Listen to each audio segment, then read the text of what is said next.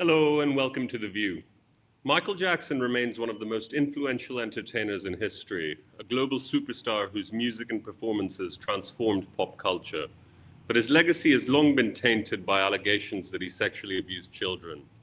Now, with his biopic generating the best part of $1 billion in revenue, the debate over Michael Jackson is once again front and center.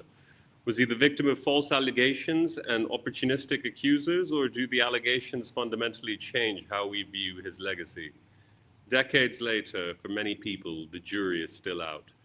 Today on The View, we ask, was Michael Jackson guilty, or was he the victim of extortion? And joining me is the award-winning journalist Charles Thomson. Charles has made a name for himself as one of the leading authorities on Michael Jackson's life, and we're fortunate that he's been able to carve time out of his busy schedule to speak to us. Hello, Charles, how are you? Yeah, I'm fine, thank you. Thanks for having me. How are you doing? Of course, my pleasure. Charles, I come into this with an open mind. I'm from a generation for whom Michael Jackson was already damaged goods. As far as I can remember, these allegations have always sort of surrounded him. And yet, while I was doing my research for this show, the more I looked into it, I suppose the less convinced I became of his guilt. I suppose I'd like to start by asking you what your broad understanding or your broad sort of feeling is about Michael Jackson. I mean, do you believe that there is sufficient doubt about whether or not these allegations are true, or do you think we can say that he was a child molester? So I think it's important that we come at the situation from a position of the presumption of innocence. That's the position that I have. I'm a court reporter by day. That's what I do. I'm in court 5 days a week, every week. And in our society, we have a situation in which you are presumed to be innocent unless and until you are proved guilty beyond any reasonable doubt. And the reason we have that system is because as a society, we understand that it is almost impossible to prove oneself innocent. So anyone can make an allegation against anyone, and it is unreasonable to place on the accused person the burden of proving that they are innocent. And the analogy that I always use is, imagine if you have been to the Grand Canyon and somebody is saying, no, you haven't. There are various means by which you can prove the positive. You can prove that you have been to the Grand Canyon. You may have been with people who could come and testify as witnesses. You may have taken photographs while you were there.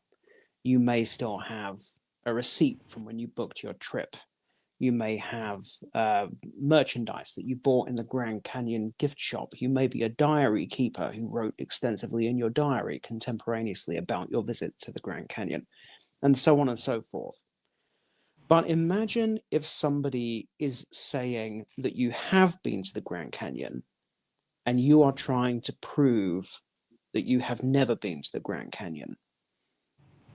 That becomes very different and very difficult, because the absence of evidence is not evidence of absence. So if there are no photographs, then maybe you went and you just didn't take any photographs. If there's no witnesses, maybe you went on your own. If there's no receipt, maybe you drove there under your own steam. If there's no booking reference, maybe you deleted it from your email, and so on and so forth.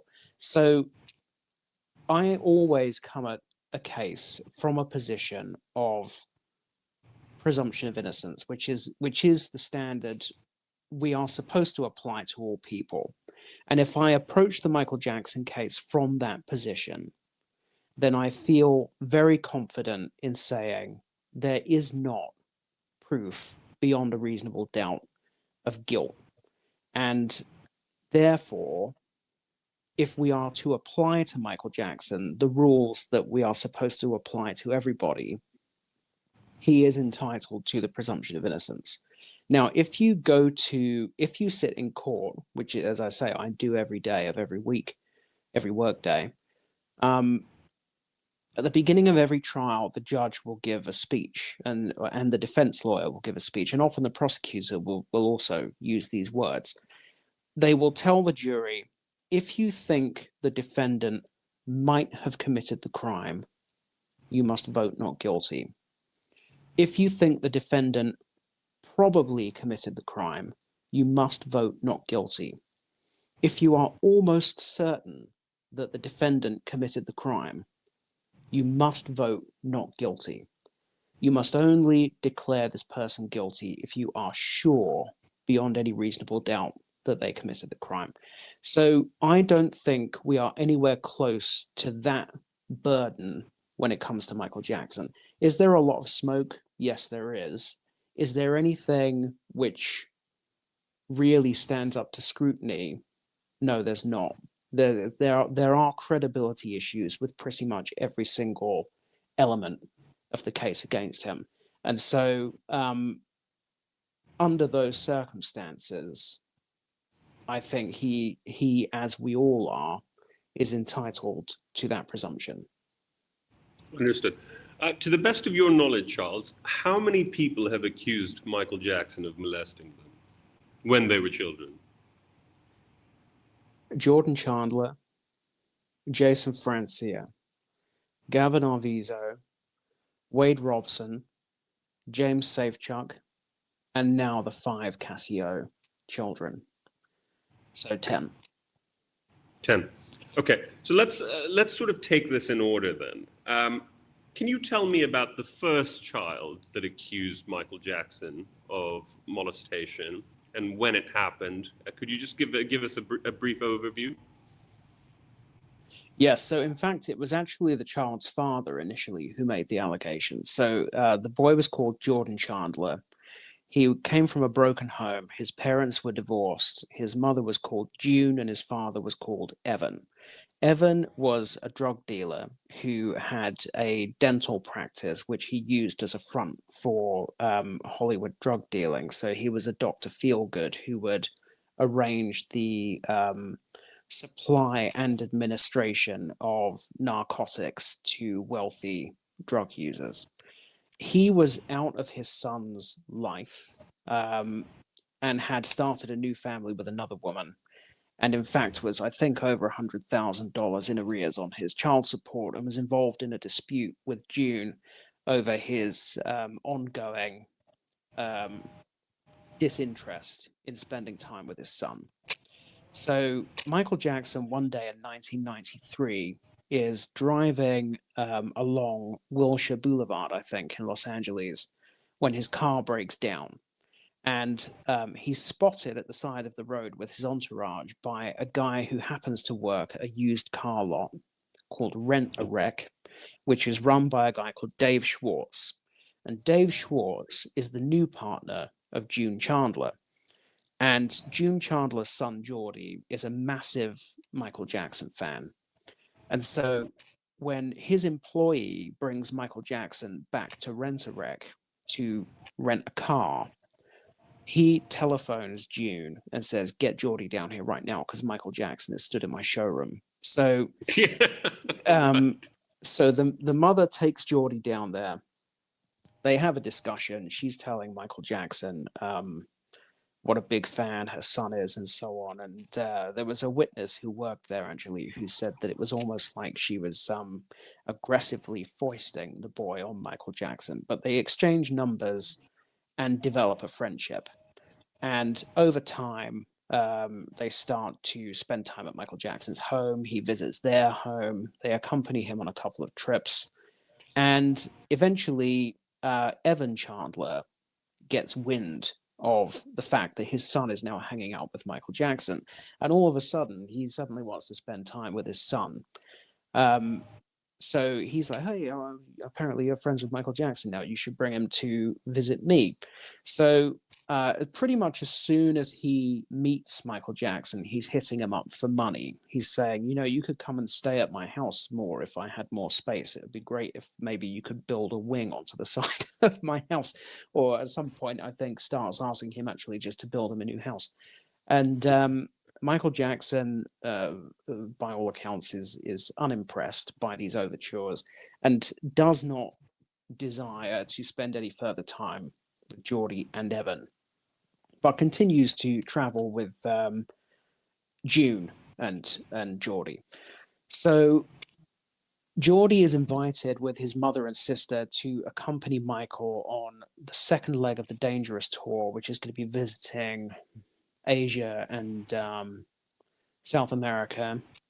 Evan goes ballistic, basically says, "You're not going." And then that is when he starts making these hysterical phone calls to the home of June and Dave, saying, "I'm going to accuse Michael Jackson of molesting my son."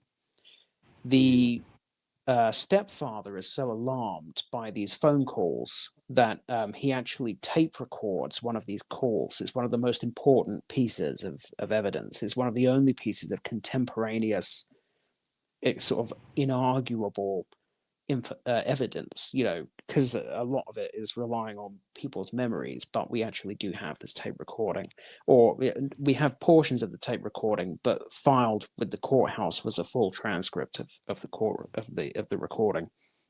So in this recording, he starts complaining about Michael Jackson stopped answering my phone calls. I wanted a relationship with him and he cut me out and he didn't have to do that.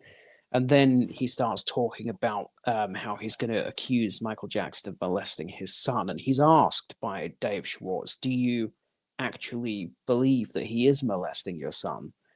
And he says, "I don't know." But he says, "I have told Michael what I want out of this relationship, and if I don't get it, I'm going to go nuclear." He says, "I have hired the nastiest attorney I could find, whose only interest is in destroying as many people as possible. This is all going according to a plan that's not just mine, and if I don't get what I want, I'm going to destroy everybody." And Dave Schwartz says, "And is that actually what's best for Geordie?" And Evan replies, "That's irrelevant to me." So he negotiates to spend some time with Geordie, and is allowed a custodial visit, but for a week, I think, and is told that he must return Geordie after the week, but then fails to return him. He effectively kidnaps his own son, keeps him away from his mother in breach of a court order, and has Geordie under his control. So I should have mentioned, when the tape recorded conversation is, so that Dave Schwartz and June Chandler take this tape recorded conversation to Michael Jackson and play it to him, and he of course is extremely alarmed. So he takes that tape recording to an attorney called Bert Fields, and Bert Fields decides that they need to get ahead of this situation. So he brings in an investigator, and the investigator sits down for an interview with Geordie Chandler and asks him quite a large number of questions, in response to all of which Jordan Chandler's insistence is that Michael Jackson has never done anything inappropriate to him. However, after a month under Evan's custody, he changes his story and he starts to say that Michael Jackson did molest him. At which point, Evan Chandler does not go to the police, but instead uses his attorney, who he was talking about on the recorded conversation, a guy called Barry Rothman, to begin negotiating with Michael Jackson, demanding a $20 million 3-movie script writing deal, and says, "If I don't get it, I'm going to accuse you of molesting my son." These negotiations go back and forth with Michael Jackson effectively telling him to get lost and saying, "I'm not going to pay you anything." June Chandler, meanwhile, goes back to the court to seek to report that her son has effectively been kidnapped and seek his immediate return. The court issues an order telling her that telling Evan that Geordie must be returned, and at this, Evan decides to sort of go into overdrive. He takes Geordie to a psychologist to get a report written, to have the psychologist interview him and write a report. The idea is that he will produce a report saying that the boy has accused Michael Jackson of molestation. Evan can give that report to the custody court and try to get this decision that Geordie must be returned reversed. However, what he doesn't account for, it seems, is that California has mandatory reporting laws. So if a psychologist is in receipt of an allegation of child abuse, they are required by law in California to report that allegation to the authorities, and that's exactly what the psychologist does, and thus begins the criminal investigation into Michael Jackson. So the criminal investigation was not triggered by Jordan Chandler or his family. It was actually triggered by the psychologist. So that's kind of the potted history of how we get to the point where the criminal case into Michael Jackson is opened. Okay, lot to get into there. So I just want to sort of run through the main sort of allegations, especially the ones that are unclear to me, to get your input. So Jackson's detractors say that the boy was able to identify marks on Michael Jackson's genitalia, and that Michael Jackson was subsequently forced to submit to a strip search, and that these marks, I mean, what Jordan Chandler had described, turned out to be a match. Is this true or not? My understanding is that it's not true, and I'll explain why. Firstly, so as we all know, Michael Jackson ends up settling the civil case. However, he doesn't settle that case until roughly 2 months after that strip search is done. So the government serves a warrant on Michael Jackson, forcing him to pose for nude pictures. In the 2 months between that examination taking place and the civil settlement being reached, Michael Jackson is not arrested or charged with any crime. Had they had that kind of definitive evidence, it's extremely difficult to imagine that that wouldn't have happened. The second factor is actually law enforcement told Reuters and other news organizations at the time that there wasn't a match. The third factor is even after the civil settlement was reached, the civil settlement firstly did not preclude anybody from participating in a criminal investigation, but the criminal grand jury investigation continued for around another 6 months after that settlement.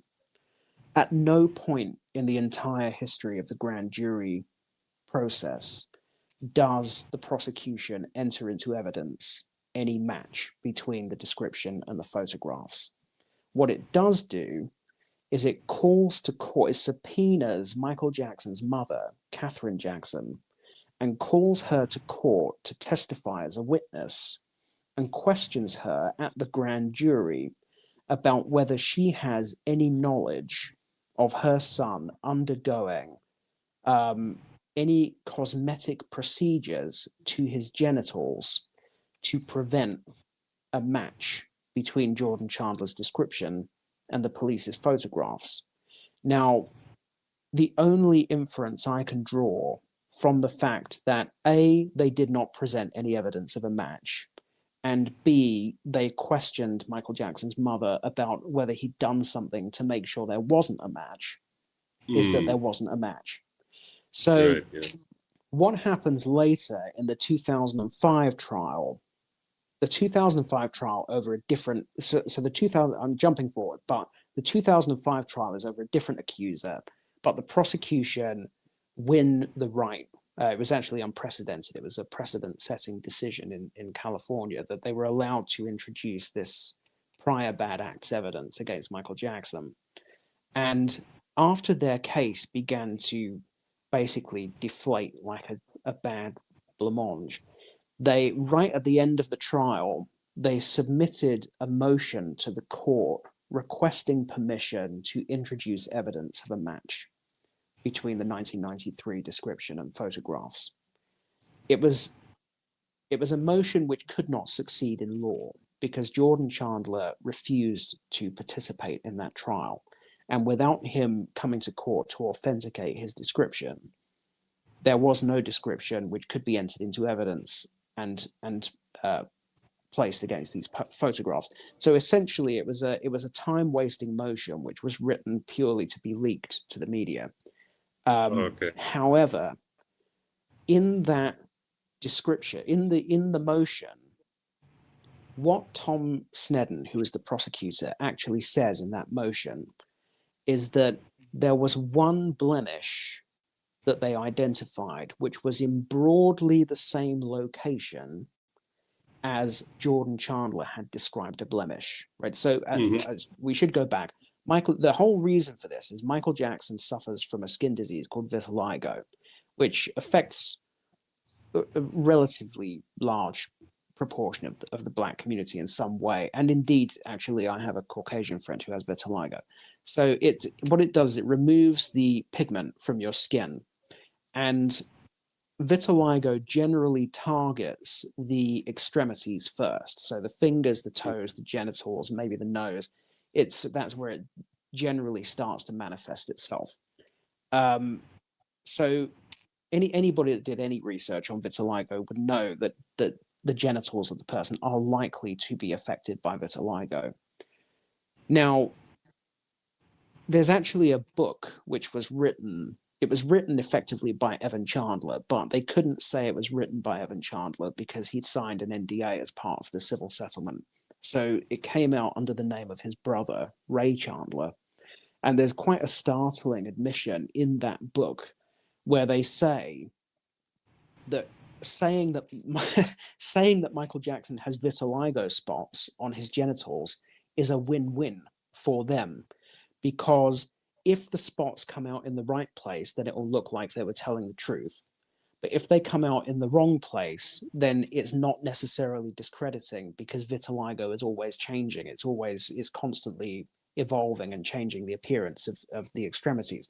So effectively, what they had, it appears from the evidence at the time in 93, 94, and then from the court filing in 2005, they had something which could by no means be described as a definitive match. But they managed to find one blemish that was broadly in the same spot as Jordan had described one blemish in his description. The other really important thing is that Jordan, who was Jewish, described Michael Jackson as circumcised. And when they did the inspection and took the photographs, Michael Jackson was not circumcised. I mentioned that he was Jewish because, of course, his experience probably would be that men generally are circumcised. So he describes Michael Jackson to the authorities as circumcised. And when they do the strip search, they discover that he's not. So it's fairly effectively, significant. there is no match. Effectively, they managed to pinpoint a single blemish, but even then, actually, I would just say there's one more thing. So, in the original affidavit that was provided in 1993 by Detective Linden, it's known as the Linden Affidavit. She describes Jordan Chandler as saying that Michael Jackson has light-colored, maybe inverting this, but anyway, the original description either says Michael Jackson had light-colored genitals with one, so the 1993 description in the Linden Affidavit says Michael Jackson had dark genitals with a spot the same color as his face. In the Tom Sneddon filing, he says that Michael Jackson had light-colored genitals with a dark spot. So right, yeah. I may have inverted that. It may be the other way around. But effectively, the descriptions in 93 and 2005, even according to the prosecuting authorities, they're not consistent. So one of them is light genitals with dark blemishes, and the other one is dark genitals with light blemishes. So there are a series of massive discrepancies. Understood. What is the sodium amytal story? Most people will not know this. So I'd like you to just explain what that story is. Okay, so Sodium amytal is a drug which was popularly used in the 1980s going into the 1990s by psychologists and psychiatrists who were under the impression that it was some kind of truth serum. It had once been used actually as an anesthetic, but was now commonly used as a sort of truth serum. And it was linked in a very pronounced way to the satanic panic. Many of the cases in the satanic panic, if anyone listening doesn't know what the satanic panic is, it was basically this ridiculous moral panic which swept America, where people were convinced that there was a sort of network of blood drinking pedophiles who were Satan worshippers and were sacrificing babies in the woods and all this kind of crazy hoo-ha. So, and there were many patients who went to psychologists, were administered sodium amytal, and then experienced what they thought were recovered memories of having been subjected to satanic abuse. So in 1994, an investigative journalist called Mary Fisher writes an article for GQ and for another glossy magazine that I can't remember right now, might have been Esquire, maybe, called Was Michael Jackson Framed? And in this article, she references an interview that Evan Chandler did with a local television station in Los Angeles. She gives the name of the station and the date on which it aired, but I can't remember either as I'm sitting here talking to you now. And she says that in this interview that he gave, he told, I think it was Harvey Levin who went on to found TMZ, but he told the reporter that the way he had got Geordie Chandler to admit the abuse was that he had administered sodium amytal to him whilst performing a dental procedure. And as he came around from the sodium amytal, Geordie had disclosed the abuse. Now, if this is true, and I have no reason to doubt that Evan said this on the TV station, because it's difficult to imagine how Mary could have got it into print otherwise. It is very significant because sodium amytal is actually linked to false memories. So many of the accounts of satanic abuse, for example, which were recovered due to sodium amytal, unsurprisingly, were not true. I mean, there's this whole thing about people in the woods wearing cloaks and sacrificing babies on an altar and all this. I mean, it was clearly ridiculous. So if it is true that Geordie was administered sodium amytal, and that was inextricably intertwined with the changing of his story, because that was apparently the story that Evan told, was that after being administered this drug, Geordie suddenly started to say he was abused. It's massively significant because sodium amytal, what it does effectively, it makes you suggestible. So there was a pattern in the satanic panic where the same psychologists would have patient after patient after patient who all miraculously were recovering repressed memories of satanic abuse after being administered this drug. And it was because that was what the psychologist was hoping they would say. So they would ask them leading questions, do you remember anything about being in the woods? Do you remember anything about sacrificing babies? Very similar to the very poor way in which children were interviewed in the McMartin preschool case, for example, which, by the way, was the same psychology guru who ends up involved in the Geordie Chandler case. So if sodium amytal is indeed involved in this case and is linked to Geordie Chandler's change of story, that is massively significant. Well, look, I haven't worked for GQ, but I have written articles and features for similar magazines. And I'll just say, from my own experience, you cannot get that sort of claim in print unless you have very, very good sourcing for it. I mean, there are armies of fact checkers who sit down and go through every single word that you've written. I mean, my articles for Vanity Fair were fact-checked in this way. My features for The Nation were fact-checked in this way. It is so difficult to get a claim through, to get a claim into print, unless you can verify it and source it. And this one was obviously one that was so significant. I can't see personally how it was published if Mary Fisher, the reporter, wasn't able to prove that, in fact, Evan Chandler had claimed that he had administered this drug to his son. But that's just my aside. In 1993, during the police raid on Michael Jackson's house in connection to this case, two books were allegedly recovered from a filing cabinet in his property that showed photographs of naked boys. Now, naked children have been a recurring motif of art, visual art, going back at least as far as the Renaissance. But even so, I mean, this is something that a lot of people point to. I mean, what they do is they draw the inference, because Michael Jackson is accused of being attracted to young boys, the fact that he has these books must mean that he is, in fact, attracted to young boys.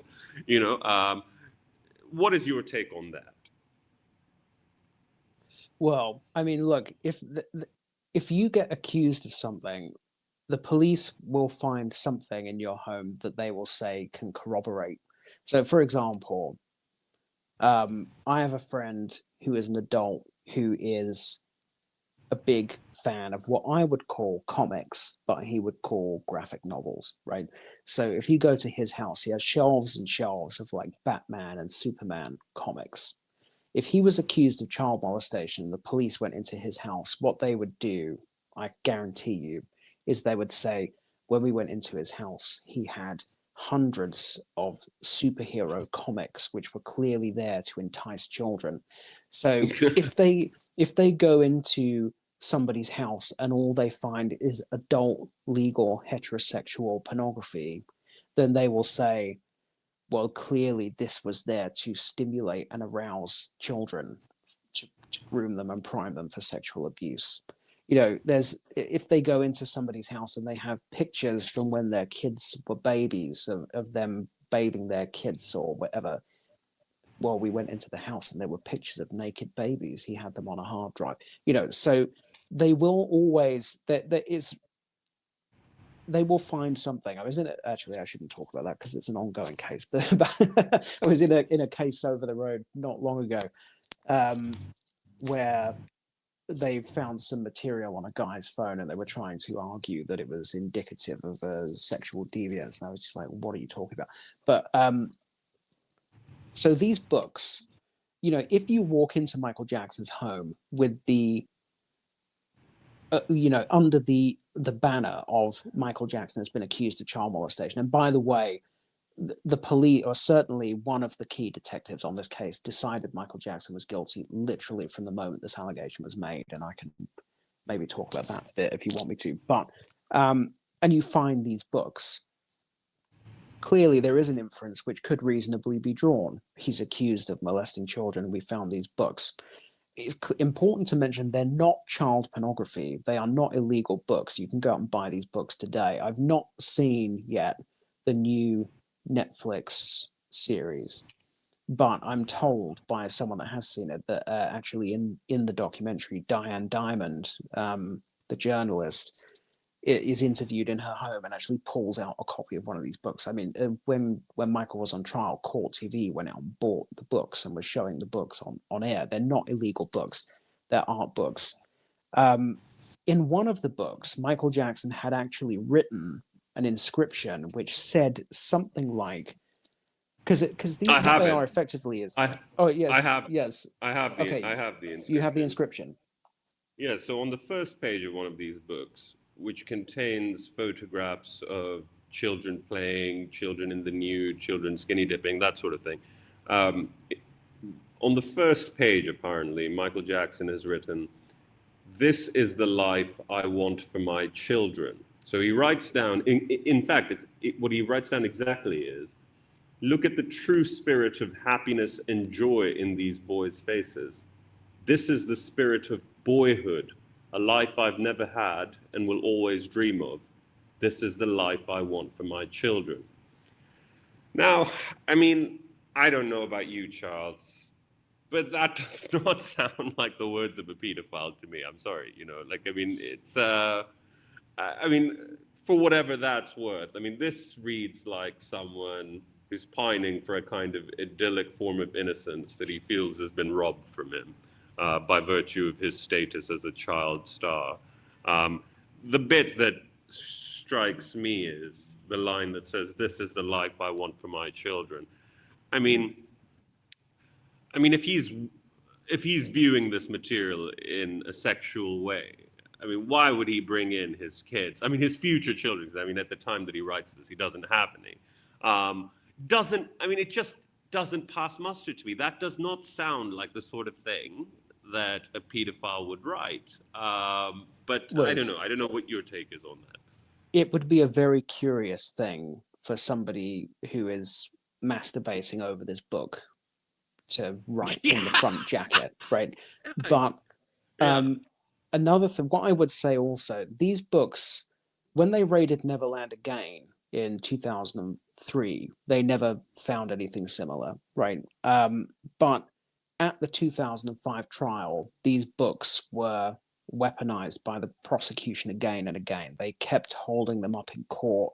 They would, when defense witnesses were on the stand, they would hold the books up and say, well, would you let your child spend time with a man who owns this book? And Hmm. so over the years, I've conducted probably about 200 hours of interviews with people connected to this case, from lawyers to witnesses to journalists that were in court to jurors. And one of the people that I interviewed was the jury foreman, whose name is Paul Rodriguez. And he spoke to me about these books. And he said there was something very strange about the way that the prosecution used these books in court, because they were constantly sort of flashing them around and holding them up as though they were some sort of bombshell, but they never really took them over to the jury and let them look at them properly. And so when they were in their deliberations, he said that one of the things they did was to request that those books were brought to them so they could look at Hmm. them. And he said there This seemed is to the jury. be, This is the jury that's been sequestered for the 2005 trial. yes, the jury in the 2005 trial. Yeah, I'm not sure Okay. they were sequestered, actually. Were they sequestered? I can't remember. But I don't think they were sequestered, Okay. so anyway, they requested that these books be brought to them. And he said there was a real reticence. He said they kept asking for these books and nobody was bringing them. And in the end, they had to put their foot down and get a bit aggressive and say, we are the jury. We are entitled to see the evidence in this case, and you need to bring us these books. We want to see the books. And he said that when the books were delivered, they started looking through them and they were like, what is this it? So he said he is an artist, so he likes to draw, and he's, drawn for many years. He said, this is the kind of book that when I go to the library, when I'm looking for books that you can study portraiture and how to draw the human body, these are the kind of books that are on the shelves. He said there was nothing in any way erotic or inappropriate about these books at all. And after the jury looked at them, they decided they were of no relevance at all, and they weren't indicative of any kind of deviance. So Hmm. the jury had access to these books and basically dismissed them as an irrelevance. Ultimately, Charles, this case was settled for somewhere in the region of $20 million. Now, there are many people who will say that you wouldn't pay that kind of money to an accuser if you weren't guilty of abusing them. What are your thoughts? Yeah, so firstly, it's the civil case that's settled, not the criminal case. You can't settle a criminal case, and that's important to keep in mind. The second thing that's worth keeping in mind is that $20 million to you or I does not have the same value as it does to Michael Jackson. $20 million to Michael Jackson at that time is really not a large amount of money. The third thing to keep in mind is that from the very beginning of this case, Evan Chandler has been demanding $20 million. So if Michael Jackson was somebody who was inclined to pay $20 million to hush up the fact that he was abusing children, he had many opportunities to do that before the story broke, and he refused. He refused to pay. The The fourth thing to keep in mind is that Michael Jackson was in a very difficult and unique legal situation where he was facing simultaneous civil and criminal proceedings. So Evan Chandler is in the middle of demanding money from Michael Jackson when he appears to accidentally trigger the criminal investigation, because he takes his son to the psychologist who follows the mandatory reporting rules and alerts the police. In the book that Evan and his brother produced, it's acknowledged by them freely throughout the text that the criminal investigation to them was an impediment and a nuisance. They wanted a settlement. They wanted cash. They were deeply aggrieved by the interruption in their scheme of the police investigation. That police investigation is going effectively nowhere. So they have an accuser who has already changed his story from adamantly insisting he wasn't molested to suddenly saying he was. That's discrediting. You have the additional potential complication of sodium amytal, if that's correct. That's deeply discrediting. You have the fact that they were trying to use these allegations to obtain a $20 million script writing deal and never went to the police. That's discrediting. You have the tape recorded conversation with the dad. That is discrediting. So the police do not have here a strong case. They raid Neverland. They don't find anything incriminating. They do the photo shoot and compare it to Jordan's description. It appears they don't find that particularly incriminating because charges do not follow. They travel around speaking to other kids who Michael Jackson has spent time with, who insist that Michael Jackson has not done anything inappropriate with them. And in fact, they were resorting to quite outrageous tactics to do that, because they were there was a formal complaint that was made on behalf of the parents of a number of these children who were upset by the very aggressive way in which the police had spoken to their children. And it turned out the police had been going around lying to children. They'd been going to children and saying, we know Michael Jackson molested you because we have pictures, we have video, we have evidence. We went into Michael Jackson's home, we found naked pictures of you. They were telling all sorts of outrageous lies to try to trick children into admitting abuse, and it wasn't working. So their case was really not very good at all. But the case remained open. And meanwhile, Evan Chandler has filed, I think, a $30 million lawsuit. So that lawsuit is progressing through civil court at the usual speed, while the criminal case is kind of in suspended animation. But the criminal case is nonetheless pending. It's open and pending. Now, for Michael Jackson, that represents a constitutional crisis, because the civil court gets to the stage where it orders that he be deposed, which means he has to produce his defense. He has to give his defense to the allegations. He has a constitutional right in America to a fair criminal trial, and he cannot get a fair criminal trial if he is forced to first disclose his defense in a civil case, because what that allows the prosecutors to do is to then tailor their case around your defense, because they've been given a sneak preview. So a classic example would be, you are accused of molesting somebody on the 15th of February. You produce evidence that shows you were out of the country between the 13th and the 17th of February, so you win your civil case. But now suddenly you find on your criminal indictment that you're accused of molesting the person on the 18th of February, because they now know when your alibi is, and they've circumvented it. They've created a case to get around your defense, which is why it's totally outrageous and unfair to expect somebody to give away their defense in a civil case where all that's on the line is their reputation and their money, which effectively hobbles them when they come to a criminal case, which if they lose that, they're going to prison.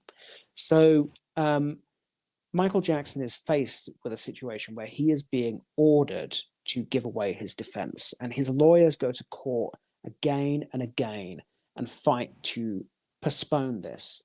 They say, please don't make him give a deposition. It's extremely unfair. when he's facing a potential criminal trial. He needs to preserve his defense for the criminal trial. But the judge effectively says, well, I can't keep suspending this civil case for a criminal case which may or may not ever come to fruition. So he orders Michael Jackson to be deposed. The lawyers try several more times to get that decision overturned. And ultimately, it is on the night before Michael Jackson is due to give his deposition that the case is settled. So there is actually quite a compelling and rational legal basis for that settlement, which does not point towards guilt, but in fact points towards an intent to go on to criminal trial and fight the allegations and preserve his defense for that criminal trial. And indeed, the settlement itself specifically says that it does not preclude anybody from continuing or testifying in the criminal case. It's a settlement of a civil issue only. Okay. Can you tell me a little bit about Josephine Zoni? Who is she? And what has she said about Jordan Chandler? So Josephine Zoni is one of several people who appeared on the defense witness list in the 2005 trial. So as I mentioned earlier, in the 2005 trial, the prosecution won a precedent-setting right to introduce evidence of prior bad acts. So Michael Jackson was on trial for the alleged molestation of a boy called Gavin Arvizo, but the prosecution was allowed to bring in allegations that he'd molested other kids, even though those kids said that they weren't molested. They were able to bring in a parade of sort of tabloid sources who'd received large amounts of money to make allegations against Michael Jackson and that kind of thing.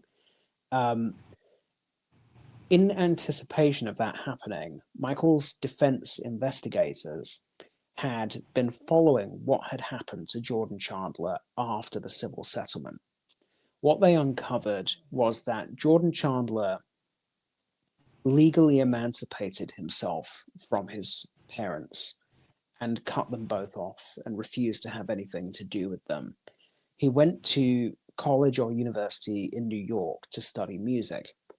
And there, the defense investigators found a number of witnesses who were prepared to testify that Jordan Chandler had made comments and engaged in behavior which was indicative of a disbelief that Michael Jackson was a pedophile. So one of those witnesses, we don't know what specifically the others were going to say, albeit Thomas Mesereau, the lead defense counsel, gave a speech to the Harvard Law School not long after the trial, and he said that some of the witnesses at least were going to testify that Jordan Chandler told them that he wasn't molested and that he hated his parents for making him say that he was molested. But what Josephine Zoni is the only one of these witnesses who has publicly spoken. She spoke in a film called Square One, which I participated in. I was interviewed for that film. And she told her story. And her story is that she encountered Jordy because they were enrolled in the same music program at NYU. And that during the currency of that program that they were involved in, the Martin Bashir documentary aired, and there were a series of discussions in class or in meetings about that documentary, and that in those discussions, Jordan Chandler chimed in without being asked and said that he didn't believe that Michael Jackson was capable of molesting children, and that he felt the documentary was unfair. So that's broadly speaking, that's the gist of what Josephine Zoni says. Okay. So just, just as we round out this show, I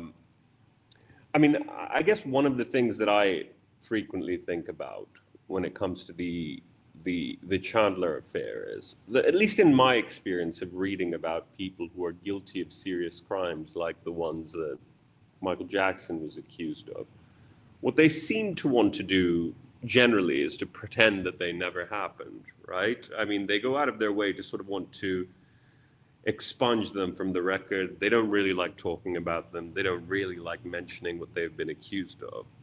But that's not what Michael Jackson did throughout the 90s.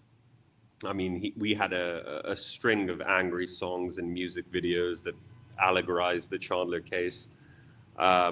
If you watch the music video for Ghosts, it seems to me to be a pretty thinly veiled allegory for the entire ordeal.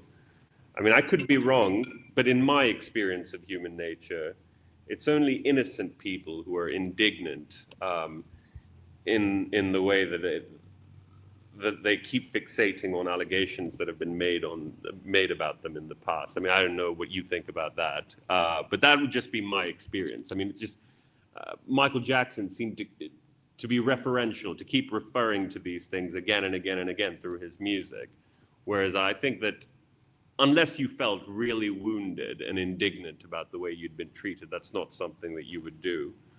And also, I mean, I guess another thing that I would say about this is that I think, and this may be controversial, but I can't help but think that no matter what the truth is, the Chandler family, I mean, these are some pretty unscrupulous characters, and I'll tell you why I say that, Charles. I mean, you know, either they lied and extorted Michael Jackson for large sums of money, in which case they're deplorable people, or they took money to shut up and allowed a child abuser to roam free so that he could potentially harm other children.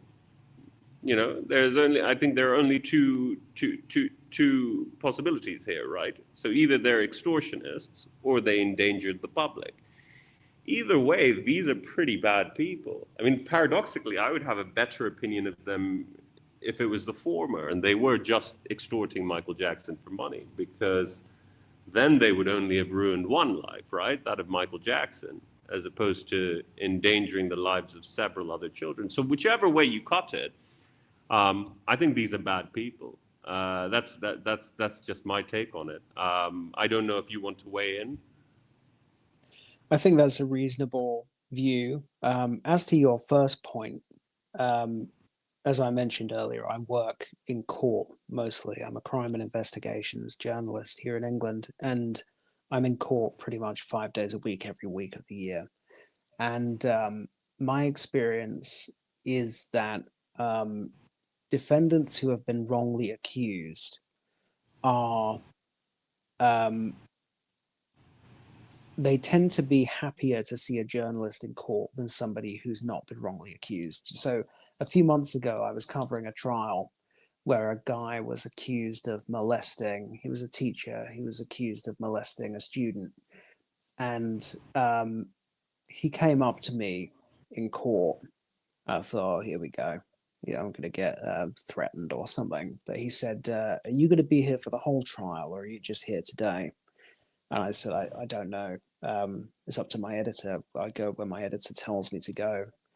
And he looked sort of crestfallen. He said, I could do with you being here for the whole trial, really, because there's a lot of police misconduct in this case, and you're not going to believe it when you hear it. And as he was saying that to me, I thought, well, this guy is clearly not guilty, because no guilty person goes up to a journalist and says, could you come to some more of my trial, please? So, and he was acquitted of the counts on the indictment.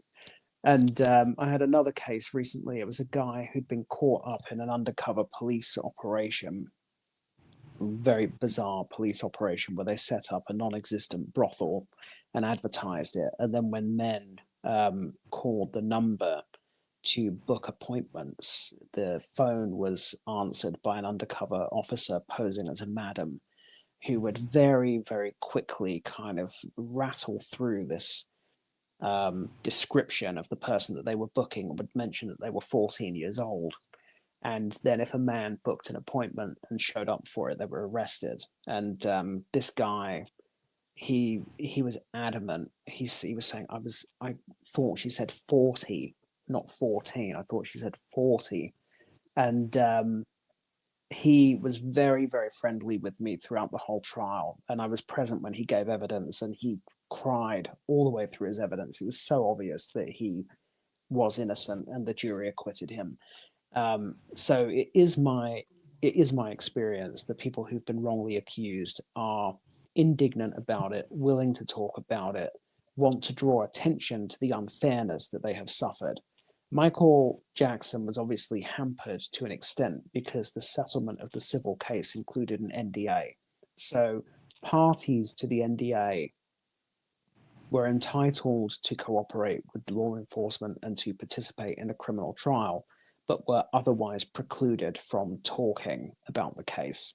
So Michael could not directly address the Chandler allegations for the rest of his life. But as you say, he did obliquely reference them throughout the History album, for example, and in the Ghosts short film.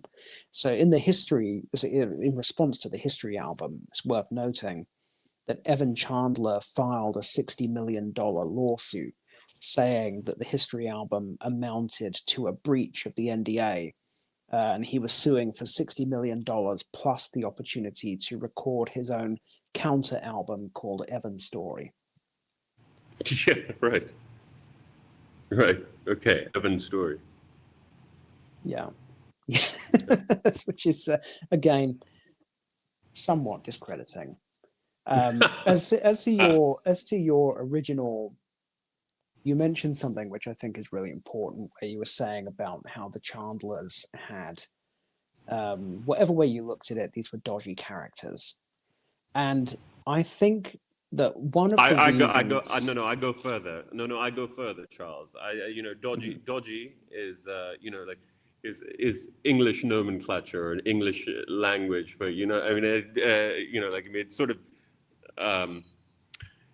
it sort of underplays my feelings on these people. I use the word deplorable. These are bad people, because either way, as I say, I make the case that either they're extortionists or they endanger children. Whichever way you want to cut it, I think that's horrible. I think that, broadly speaking, the public has gone with Michael over the years. You see that, for example, in the performance of the biopic that's just been released, which is on track to exceed $1 billion and become the biggest biopic in history. People don't go out and buy those tickets if they genuinely think that Michael Jackson is a child molester. And I think that there is an intuitive level on which the public reacts to these allegations. And I think a lot of it is to do with the bizarre behavior of those making the allegations. So if I was to go to the O2 Arena today and fill all 20,000 seats with parents of children and come on stage with a microphone and say, okay, I've got a question for you.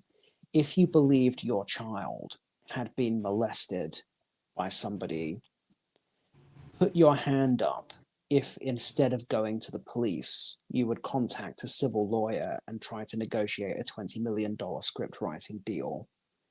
I would bet that none of those 20,000 people are going to put their hand up, because it is an insane reaction to a genuine belief that your child has been molested. No normal, rational human being behaves in that way. And so when the public are confronted with these allegations, I think that on an intuitive level, they feel that there is something wrong here. And it extends beyond the Chandler case, because literally at the beginning of this interview, you asked me to list or how many people have accused Michael Jackson of molestation. And I listed 10 people. Every single one of those 10 people, their allegations against Michael Jackson have been attached to an attempt to obtain millions of dollars from Michael Jackson. Not one of those 10 people went to the police. Not one of those 10 people sued for $1. Not one of those people made any effort to seek any kind of justice against Michael Jackson, which was not intrinsically intertwined with a demand for money. The one that people generally point to is the Arvizo case. because the Arvizos did go to a criminal trial.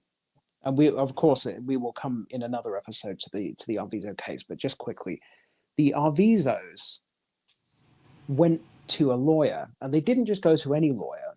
They went to the lawyer who obtained the Geordie Chandler settlement, Larry Feldman. They had a meeting with Larry Feldman about suing Michael Jackson for molestation. It was Larry Feldman. I understand that the new Netflix series suggests that the criminal investigation over the Arvizo case was triggered by Stanley Katz, the psychologist. If you read the trial transcript, that's absolutely not true. The criminal investigation over the Arvizo case was triggered by Larry Feldman because the Arvizo family went to meet Larry Feldman about suing Michael Jackson to inquire about how much money they could make from suing Michael Jackson for molestation. And Larry Feldman, owing to his duty, again, under California's mandatory reporting law, contacted the authorities and reported the allegation. And that is why Michael Jackson came under police investigation, because the Arvizos wanted to sue for a large amount of money. So even the Arvizo case, where there was no lawsuit was ever filed, it was kicked off by an attempt to obtain a large amount of money from Michael Jackson through a civil lawyer. So literally every single one of the time. Correct me if I'm wrong. If he had been found guilty in the criminal trial, they could then have sued him for money as well, right? Yes, and in fact, the burden of proof in criminal court is higher than in civil court. So had they won in the criminal trial, there would not have had to have been a civil trial because the burden of proof had already been met. So if you've been convicted in criminal court, is basically all the civil court has to do is decide how much money you're owed. There is no issue of guilt, because the burden of proof in civil court is probability rather than beyond doubt. Preponderance of evidence, basically 51%, I think. 51% chance that this happened. Yeah. All right. Well, Charles, thank you so much for your time. If you're amenable, I would like to have you back on to talk about the other accusers and the other allegations, because obviously we haven't, because of time constraints, we haven't actually even been able to discuss the Gavin Arvizo case and why that collapsed in court. But if you're all right with it, I'd like to have you on again if we can make time to have a sort of a second part of this video. And any takeaways? Just as I leave you for tonight. No, I will endeavor. I don't have Netflix, and I've never had Netflix, so I haven't seen the series. But if we're going to be discussing Gavin Arvizo, I will endeavor to watch the series. I understand from people who have seen it that there are some pretty substantial factual issues. For example, the way it's portrayed that Stanley Katz is responsible rather than a civil lawyer who the Arvizos were going through to try to obtain money. That's quite a major thing. I mean, look, as a media, you and I both work in the media, right? We're both journalists, and I've never really understood.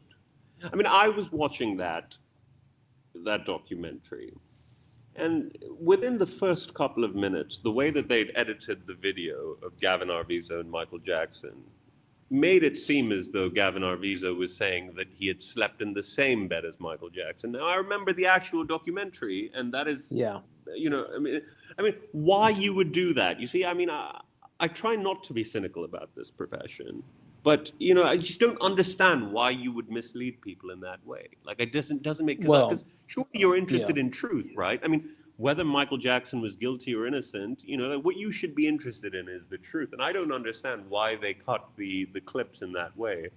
I understand. Didn't they go further than that? Didn't they also include an interview with Bashir where he says, Michael Jackson told me he slept in a bed with Gavin, which is absolutely what Michael Jackson told him. No, it's that's a total lie.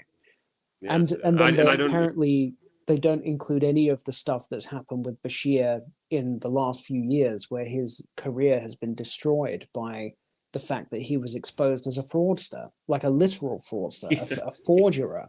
somebody who Yeah. forged documents to trick people into giving him interviews. So, you know, apparently, I've not seen it myself, but I have heard that there are some very, very significant issues with it. Well, I'll tell you what, classic English understatement, as I said earlier about the Chandlers, but Martin Bashir, dodgy guy, you know, dodgy guy is where I'll leave it. Thanks so much, Charles. Thank you for your time. We'll be in touch. We'll speak again about the rest of the allegations against Michael Jackson. Thank you.